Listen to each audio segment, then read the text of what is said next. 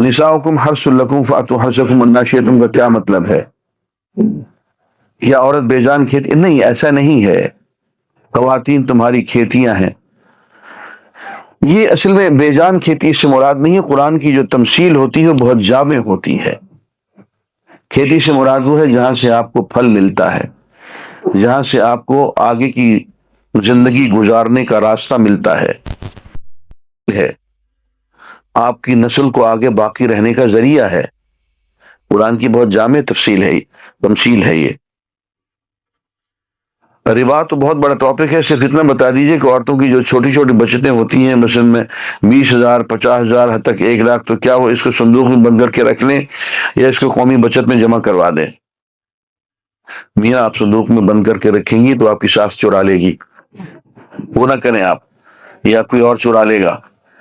اس کو بینک میں رکھیں، اس پہ جو سود آئے گا وہ سود ہی ہوگا، حرام ہوگا، وہ کسی ایسے شخص کو دے دیں جو اضطرار کی حالت میں ہو، بس یہی حل ہے۔ کیف تکفرون باللہ وکنتم امواتا فاحیاکم ثم یمیتکم ثم یحییکم ثم الیہ ترجعون۔ اس آیت کے مطابق پہلے امواتن کا لفظ کیا اس بات پر دلالت کرتا ہے کہ انسان شروع میں یعنی پیدا ہونے سے پہلے وجوہات، اچھا، امواتا یعنی بے جان چیز ہوتا ہے، حالانکہ جو نطفہ ہے وہ زندہ چیز ہے؟ کہ آدم کی ابتدا کے متعلق یہ آیت ہے؟ نہیں، اصل میں یہ ہے کہ اموات اس لیے کہا کہ پیدائش سے پہلے ہم کچھ بھی نہیں تھے۔ فرماتے وہ خلقتک ولم تک شیئا، میں نے تجھے پیدا کیا اور تو کوئی شے ہی نہیں تھا، یعنی عدم سے وجود میں آنا۔ عدم جو ہے وہ ایک موت کی کیفیت ہے۔ سورہ الرحمن کی آیت لا تنفذون الا بسلطان کا کیا مطلب ہے؟ مطلب یہ ہے کہ اللہ کی دی ہوئی طاقت کے بغیر تم آسمان و زمین کی سرحدیں کراس نہیں کر سکو گے۔ ماں روزے کی حالت میں بچے کو دودھ پلا سکتی ہے، جی بالکل پلا سکتی ہے، لیکن بہتر یہ ہے کہ جس زمانے میں وہ دودھ پلا رہی ہو اس زمانے میں روزے نہ رکھے، روزے بعد میں رکھ لے۔ کشمیر میں جو جہاد ہو رہا ہے اسے جہاد کہیں گے یا نہیں؟ جی کہیں گے۔ اگر یہ جہاد نہیں ہے تو پھر دنیا میں کہیں بھی جہاد نہیں ہے۔ سابقہ بیان میں نفس امارہ اور نفس لوامہ کا ذکر ہوا، مگر نفس مطمئنہ کا ذکر نہیں ہوا۔ نفس مطمئنہ کا بھی بیان فرما دیں، وہ اپنی جگہ پہ انشاءاللہ ہم کریں گے۔ نفس مطمئنہ وہ کیفیت ہے جس میں کہ نفس امارہ تابع ہو جاتا ہے نفس لوامہ کا، اور اطمینان سے صحیح راستے پہ سفر شروع ہو جاتا ہے۔ سعودی عرب میں وطروں میں لمبی دعائیں پڑھی جاتی ہیں، کیا یہ دعائیں قنوت سے پہلے پڑھی جاتی ہیں یا بعد میں؟ اور یہ دعائیں کون سی؟ یہ دعائیں قنوت کی جگہ ہی ہوتی ہیں، یہی دعا ہے۔ ہم تو صرف قنوت کے 5 لائنیں پڑھ کے جان چھوڑوا لیتے ہیں، اور وہ 15-20 منٹ تک دعا مانگتے ہیں، اجتماعی دعا مانگتے ہیں۔ یہ دعائیں کون سی ہیں؟ یہ بہت سی دعائیں حدیث میں لکھی ہوئی ہیں، ساری کی ساری وہاں سے پڑھ لیں۔ مسجدوں میں نماز تراویح کے بعد وتر پڑھے جاتے ہیں، اگر تہجد کے بعد قضا والی وتر پڑھ سکتے ہیں؟ جی پڑھ سکتے ہیں۔ اولیاء کرام کے مزاروں پر جانے کا کیا حکم ہے؟ کوئی حکم نہیں ہے۔ اور اس میں کس عقیدے سے جانا چاہیے؟ پہلی بات ہے کہ جانا بھی چاہیے کہ نہیں جانا چاہیے، یہ تو پہلا سوال یہ ہے۔ میں یہ کہتا ہوں کہ نہیں جانا چاہیے، اس لیے کہ شوگر کے مریض کو چینی سے پرہیز کرائی جاتی ہے۔ چینی بڑی اچھی چیز ہے۔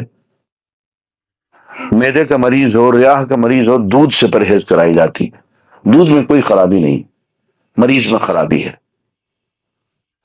جب پوری امت جو ہے یا قوم جو ہے ایک خاص قسم کے شرک میں مبتلا ہو چکی ہو، اور کوئی قبر دیکھ کے ان کی گردن ویسے ہی ڈھلک جاتی ہو اور رکوع و سجود میں پڑ جاتی ہو، تو بجائے اس کے کہ میں تعویلیں کرتا رہوں کہ میں وہاں جانا تو پھر یہ کرنا اور یہ نہ کرنا، اس سے زیادہ آسان ہے کہ یار نہ ہی جانا،